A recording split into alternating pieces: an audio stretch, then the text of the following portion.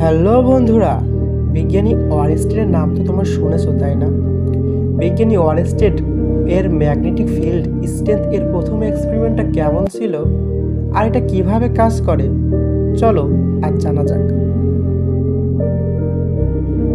প্রথম ধাপে তিনি একটি তামার তারকে একটা ব্যাটারি বা শক্তির উৎসের সঙ্গে সংযোগ করেন। তারের ঠিক নিচে সমান্তরালভাবে একটি কম্পাসের কাঁটা রাখেন।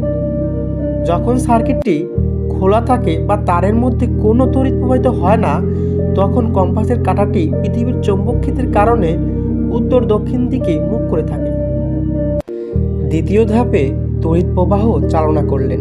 সুইচটা অন করলেন, তারের মধ্যে দিয়ে তড়িৎ প্রবাহ যেতে শুরু করলো। যেই মাত্র তারের মধ্যে দিয়ে তড়িৎ প্রবাহিত হতে শুরু করলো, অমনি কম্পাসের কাঁটাটি ঘুরে গেল।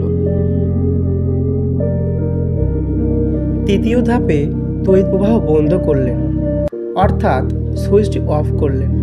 তারের মধ্যে দিয়ে তড়িৎ প্রবাহ বন্ধ হয়ে যায়। তড়িৎ প্রবাহ বন্ধ হওয়ার সঙ্গে সঙ্গেই কম্পাসের কাঁটাটি আবার উত্তর দক্ষিণ অবস্থানে ফিরে আসে। কম্পাসের কাঁটা ঘোরার অর্থ হলো কাঁটার আশেপাশে একটা নতুন চৌম্বক ক্ষেত্র তৈরি হয়েছে। একমাত্র তড়িৎ প্রবাহই এই চৌম্বক ক্ষেত্রটি তৈরি করতে পারে। তড়িৎ প্রবাহ একটি চৌম্বক ক্ষেত্র তৈরি করে, আর এটি হলো তড়িৎ চৌম্বকের ভিত্তি।